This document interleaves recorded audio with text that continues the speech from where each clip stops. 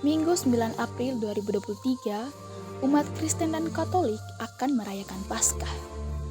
Paskah merupakan perayaan kebangkitan Yesus Kristus setelah disalib.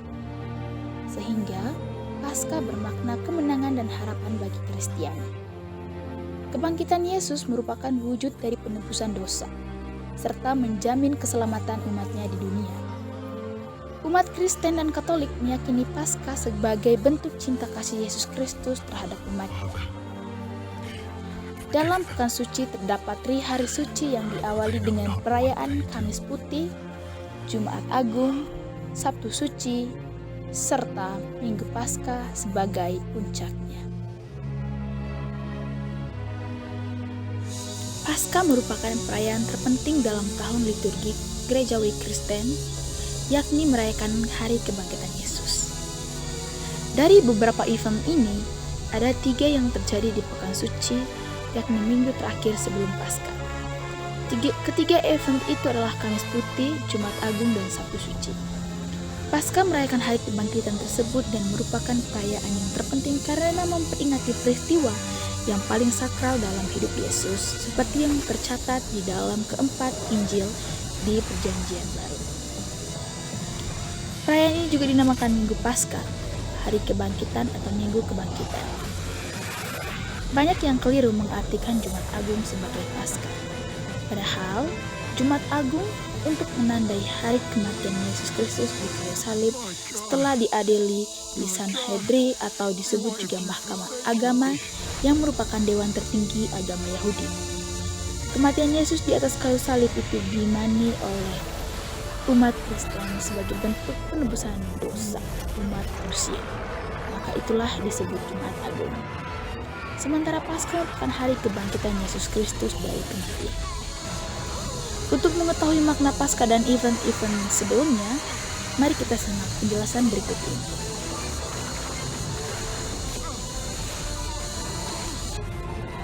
Perayaan Kamis Putih.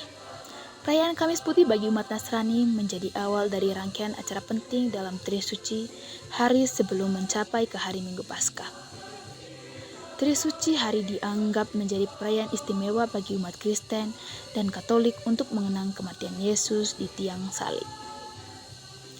Kamis Putih diambil dari pengertian bahasa Inggris yaitu Maundy Thursday, yang dalam sejarahnya diambil dari abad pertengahan dalam lagu kebangsaan Latin.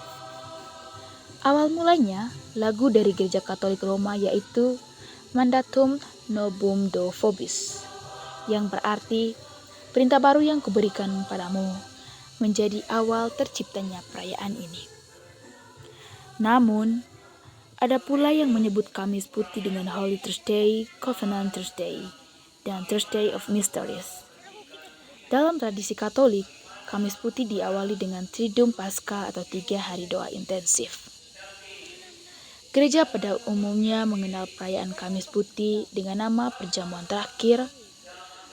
Perayaan ini menjadi penting bagi umat Nasrani karena saat itu Yesus berkumpul bersama semua muridnya sebelum akhirnya ditangkap dan dihukum mati. Sejarah Kamis Putih dalam tradisi Katolik juga sering diperingati sebagai pembasuhan kaki. Hal tersebut yang dilakukan Yesus kepada murid-muridnya sebagai cara menunjukkan kepada muridnya bahwa yang terbesar di antara mereka adalah pelayan bagi semua. Lalu yang kedua adalah Jumat Agung. Jumat Agung adalah hari peringatan dari penyaliban Yesus Kristus di Bukit Golgota. Dalam kalender Masehi, Jumat Agung selalu dirayakan setiap hari Jumat sebelum Minggu Paskah. Jumat Agung juga adalah salah satu dari hari Trisuci. Seperti yang telah disebutkan sebelumnya, Jumat Agung merupakan peringatan wafatnya Yesus Kristus di kayu salib setelah diadili. Setelah mengalami berbagai penyiksaan dan penderitaan, akhirnya Yesus meninggal di Bukit Golgota di atas kayu salib. Kematian tersebut dipercayai oleh umat Kristiani sebagai bentuk penebusan dosa umat manusia. Namun, peringatan Jumat Agung ini bukanlah momen untuk berduka cita, melainkan momen yang penuh cinta. Diceritakan di Alkitab, setelah Yesus mati akan dikuburkan. Pada hari ketiga, ia akan bangkit dari kematian. Pada perayaan Jumat Agung, Gereja Katolik mengadakan upacara penghormatan atau penciuman salib Kristus. Penciuman salib pada perayaan Jumat Agung bukan berhala, karena yang dihormati bukan salib itu, tetapi maknanya, yaitu Kristus yang tersalib, yang rela mengorbankan dirinya demi menebus dosa-dosa kita. Penghormatan kepada Kristus yang tersalib adalah sesuai dengan ajaran sabda Tuhan sebagaimana tertulis dalam surat Rasul Paulus. Aku telah memutuskan untuk tidak mengetahui apa-apa di antara kamu selain dari Yesus Kristus, yaitu Dia yang disalibkan. 1 Korintus bab 2 ayat 2. Jadi, penciuman salib adalah berakar dari tradisi yang mempunyai dasar teologi yang dalam. Salah satu tradisi umat Kristiani pada saat masa Prapaskah adalah jalan salib. Jalan salib dikenal juga sebagai Via Dolorosa atau jalan penderitaan, merujuk pada penggambaran masa-masa terakhir atau penderitaan Yesus. Dan devosi yang memperingati penderitaan tersebut, tradisi sebagai devosi yang diadakan di gereja dimulai oleh Santo Fransiskus Assisi dan menyebar ke seluruh gereja Katolik Roma pada abad pertengahan. Hal ini kurang diperingati oleh gereja-gereja Anglikan dan Lutheran. Devosi ini bisa dilakukan kapan saja, tetapi paling umum dilakukan pada masa Prapaskah, terutama pada hari Jumat Agung dan pada Jumat malam selama masa Prapaskah. Sejarah jalan salib dimulai pada abad ke-14 diperkenalkan oleh para biarawan dari Ordo Fransiskan atau OFM. Lebih-lebih, sejak Santo Fransiskus Assisi mengalami stigmata. Pada awalnya jalan salib tidak ada perhentian-perhentian seperti sekarang. Rute yang ditempuh dalam rangka jalan salib berubah dari waktu ke waktu. Malahan, masing-masing kelompok umat menawarkan sejumlah perhentian berbeda dan menetapkannya pada lokasi yang berbeda pula. Sampai pada abad ke-18, Paus Clemens XII menetapkan jumlah dan lokasi perhentian jalan salib secara definitif sampai sekarang. Ibadah jalan salib juga kini menjadi bagian tak terpisahkan dari tempat-tempat peziarah Katolik, misalnya Gua Maria atau gereja. Begitu juga di dalam setiap gereja Katolik, pasti memasang perhentian-perhentian jalan salib. Berikut ini ada 14 perhentian atau stasi jalan salib. Yang pertama, Yesus dijatuhi hukum mati. Yang kedua, Yesus memanggul salib. Yang ketiga, Yesus jatuh untuk pertama kalinya. Yang keempat, Yesus berjumpa dengan ibunya. Yang kelima, Yesus ditolong oleh Simon dari Kirene. Yang keenam, wajah Yesus diusap oleh Veronika. Yang ketujuh, Yesus jatuh untuk kedua kalinya. Yang kedelapan, Yesus menghibur perempuan-perempuan yang menangisinya. Yang kesembilan, Yesus jatuh untuk ketiga kalinya.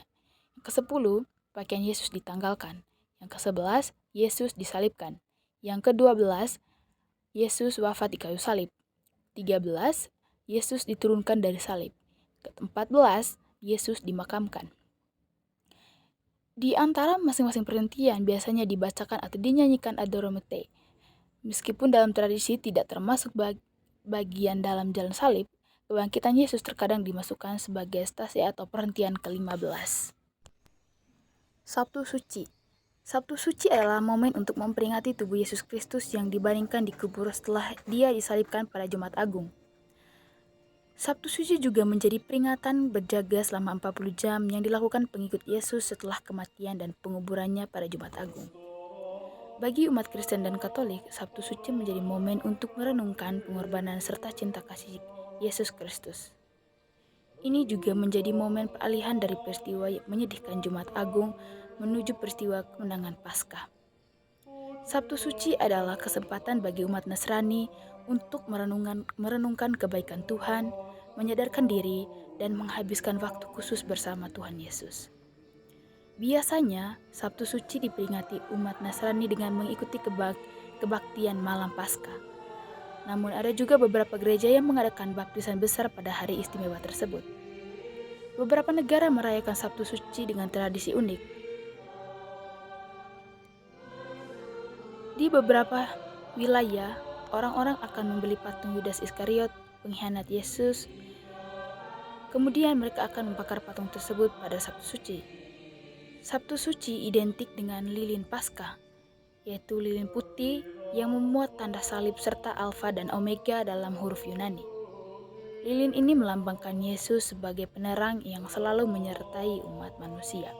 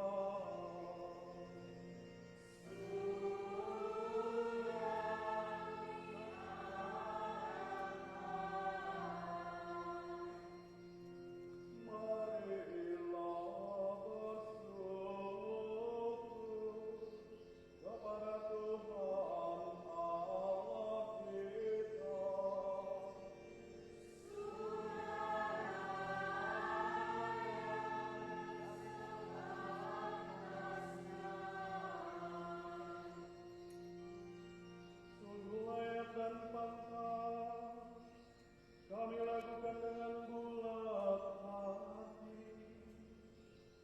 Maka pujian bagimu Bapa, Allah yang tak kelihatan,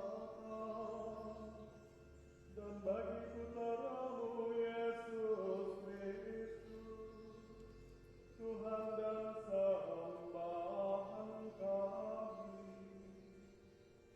Sebab Ia telah melunasi hutang kami, keturunan Adam kepada kita.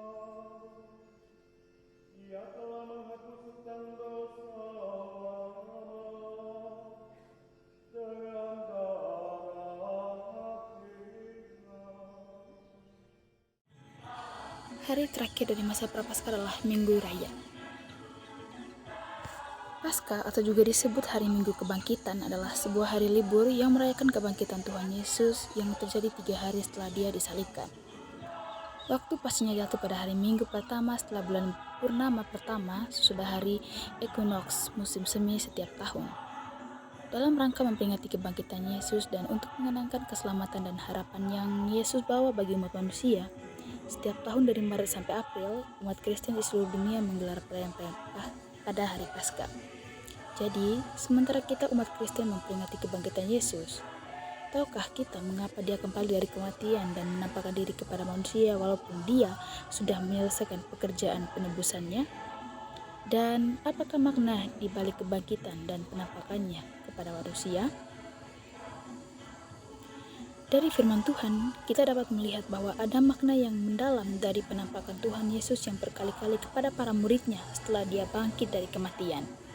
Dan kepedulian serta perhatian Tuhan yang amat besar juga tersembunyi di baliknya.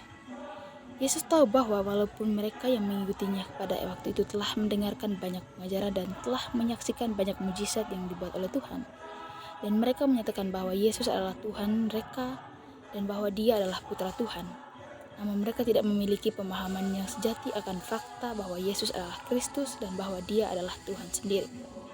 Ketika Yesus ditangkap oleh penguasa Romawi dan didera setelah dihina oleh para serdadu, banyak dari mereka yang mengikutinya mulai meragukan jati dirinya, dan iman mereka kepada Tuhan menjadi semakin lemah, terutama ketika Tuhan Yesus wafat setelah dipaku ke kayu salib. Banyak orang benar-benar kecewa kepadanya, dan apa yang dimulai sebagai keraguan menjadi pengingkaran terhadap Tuhan Yesus. Dalam konteks semacam inilah, jika Tuhan Yesus tidak menampakkan diri kepada manusia setelah kebangkitannya, banyak dari mereka yang telah mengikutinya tidak akan lagi percaya kepada Yesus Kristus, dan mereka akan kembali ke zaman hukum Taurat dan tetap patuh pada hukum perjanjian lama.